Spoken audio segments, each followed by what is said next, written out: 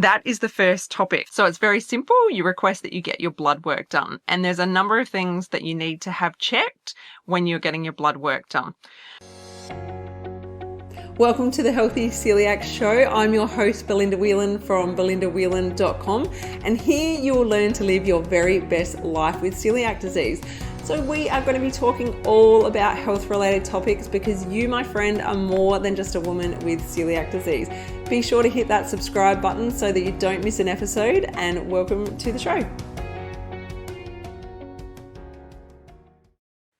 Okay, so if you have been with me here on the Healthy Celiac podcast since the beginning, which is over a year ago now, then I thought now would be a really timely reminder to help you go and get your yearly checkup for celiac disease and make sure you're on top of everything.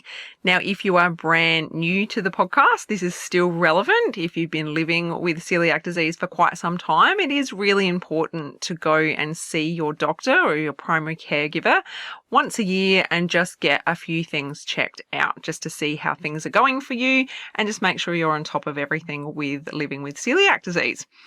Now, this will definitely vary depending on your unique circumstances. So I think it's important for you to talk to your primary caregiver and just see what they think and mention anything that you're concerned about. And then they should have some questions for you as well. Depending on who looks after you, you may not have someone that's a real expert on celiac disease. So it's good to go in armed with a list of things that you request that you would like to get checked. Now, my mum actually went and got her yearly bloods done recently, and I was so impressed and so proud of her because it showed up that she had zero gluten in her system at all. And as her, I'm going to say, mentor, I guess, when it comes to living with celiac disease, I support her a lot and I've taught her a lot. I feel really, really proud that she's achieved that because that's huge. And she is a very social butterfly. She goes out a lot. She's always, mingling at church and being looked after in her social situations with gluten-free food. And I'm beyond stoked to hear that her bloods were perfect. So that is wonderful. So that is the first topic. So it's very simple. You request that you get your blood work done. And there's a number of things that you need to have checked when you're getting your blood work done. So obviously the first one is to make sure that there's no gluten sneaking in your diet. So this is a really important one to make sure that you do yearly so that you can make sure that nothing is sneaking in and just to keep track of that you are doing well with your gluten-free diet. It's also important to get your iron levels checked, plus your vitamin and mineral profiles. So this can help you see that you're eating the right foods and that you're getting enough of these nutrients into your diet. So very, very important to get those checked as well. And then you can also request to have your thyroid function checked as well. And I guess the main reason that it's important to keep a check on this is because people with celiac disease are actually 4 times more likely to have thyroid disease than the general public. So it's a good chance to just pop that in there as well. They're already doing the blood test, so we might as well ask them to check our thyroid function as well. Now, depending on how your bone mineral density test was at your initial appointment, so you should have had this done when you were first diagnosed with celiac disease, they should have done a bone mineral density test just to see that there was no early onset of osteoporosis. And that way they can sort of see where you're going with that and where you're tracking. So depending on how your initial one was, you may need to have further tests. Mine, when I had mine done originally, my bones were perfect. They were actually very impressed with how good my bones were, that it's not something that they said that I needed to bother with.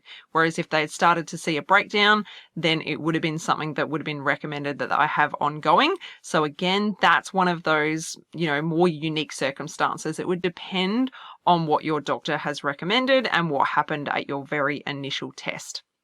Now, the other thing they may need to do, and this completely depends on your circumstances and how you're going with your gluten-free diet, is they may need to do a further biopsy. So, this can happen at any point, and it's basically just to assess any damage that may be happening to your intestines. So, it's worth questioning whether that's something that you need to have done. I would hope that many people don't need that done yearly, but it would just completely depend on you. All right. Now, they're the main things that I like to recommend that you get checked. And of course, because, you're going for a yearly check, this is a really good chance to also talk about anything else that's on your mind. Now, many people do suffer from mental health issues with celiac disease because it is a huge mental load on us. So if it's weighing you down and you feel like you need to talk to somebody, this could be a good chance to talk to your doctor and ask for a recommendation to speak to someone. So don't dismiss this. This is a big part of living with celiac disease. So if you need support in that area, definitely mention it to your doctor or your primary caregiver and go from there and see what support you can get. And it's also a really great chance to get any other routine tests done, such as, pap smears and things like that you may have been putting off. So I hope that inspires you to get your yearly checkup and keep on top of things and make sure that you are cruising along wonderfully with celiac disease. And if you are struggling and you need my support, I'm always here for you. My inbox is always open, and you can always send me a DM on Instagram as well at The Healthy Celiac. And if you know that you need more support, then maybe now is the right time to sign up and join Ultimate Celiac System and get all the answers that you need to be able to thrive living with celiac disease. So you can grab the link to that below, and you'll always be able to find the link to that on my website as well, which is belindawhelan.com.